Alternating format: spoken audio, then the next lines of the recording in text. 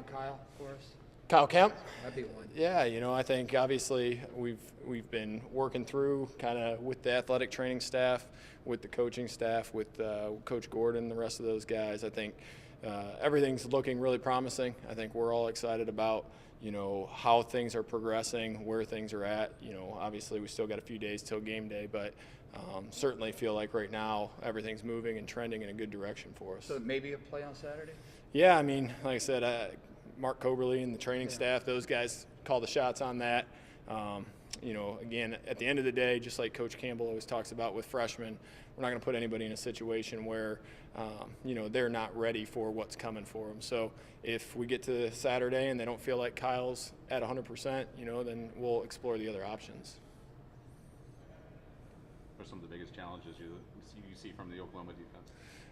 I think certainly the first, week and kind of first and then the second week, you see a 4-down front defensively. Now you're going to see a combination of both an odd front, a 3-down front, and then a 4-down front as well.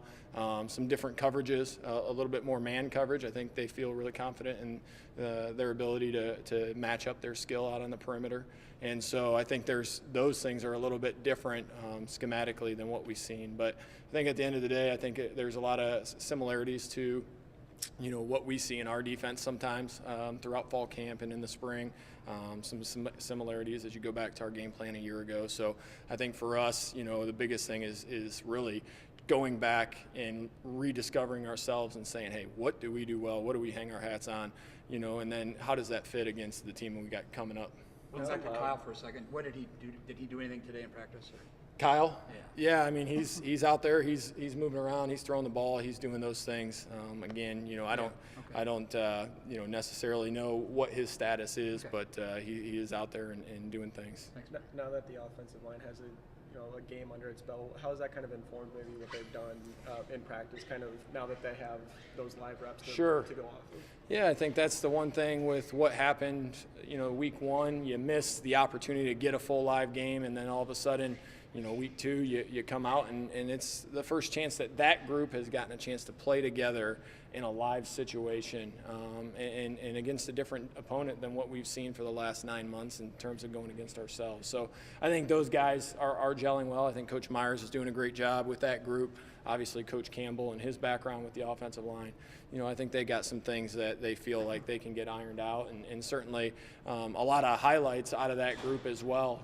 Josh Kniffel played, a really, really good game, and I think, him and his ability to bring those other guys along, Julian Good-Jones, I think there is some experience and some leadership in that group, and we just got to get that rest of the group playing as a whole together as one. What allowed Tariq Milton to really make the jump that he has?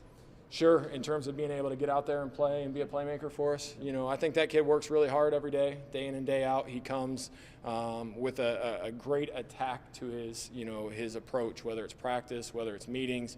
You watch him out in practice. I think he got this a little bit from David Montgomery in terms of he doesn't take a rep off in practice even when he's not in. He's sitting there watching from behind what that receiver's doing, what the look is, and he's taking mental reps. So again, when he goes out there and he gets his rep, he's locked in. He knows what's coming. So I think he's done a tremendous job of preparing week to week.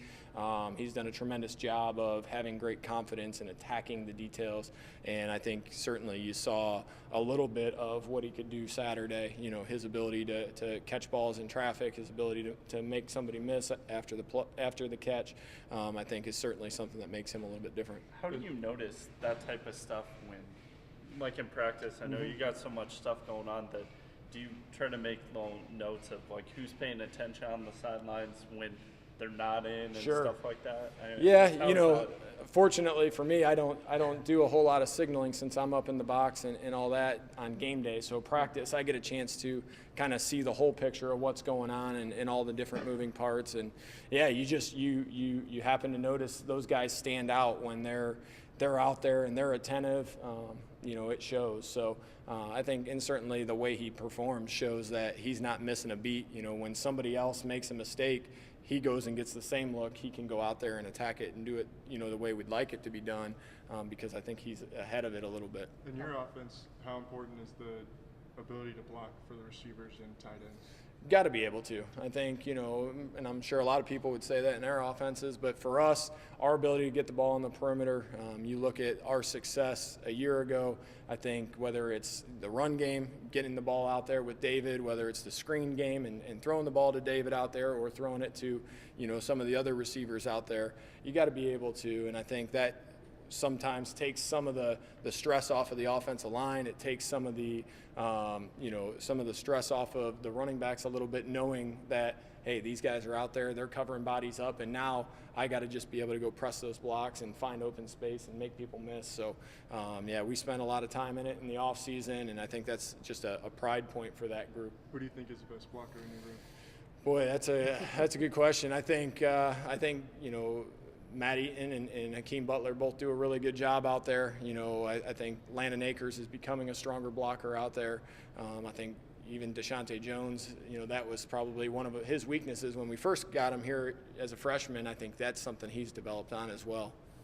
How much because Zeb talked about how last year uncertainty going into this game, he and Kyle got together and talked about, hey, we're here for each other. Sure. That's been their MO the whole time, and Sure. this week as well. Is that somewhat special, just how much they play off each other and shore each other up Sure. at every moment, it seems like? It is. I think, obviously, that position probably more so than any. It's tough to not be the guy.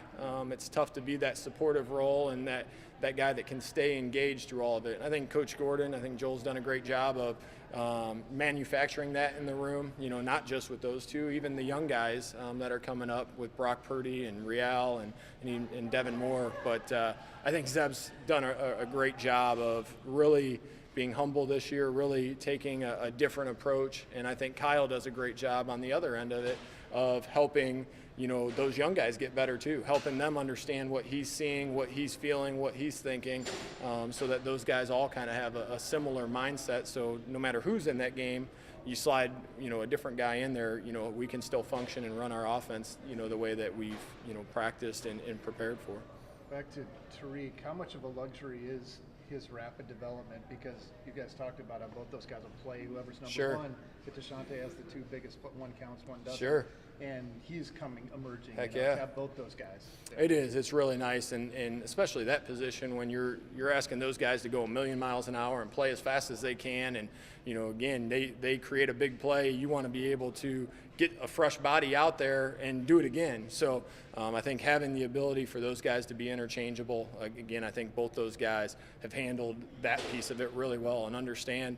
Make my reps count, don't count my reps, and I think that part of it's been really nice. But yeah, I mean, obviously when you've got depth at the receiver position, when you're talking 60 to 70 plays in a game, if you can cut that down to 45, I think those guys can play really fast for 45 reps and be really efficient and effective.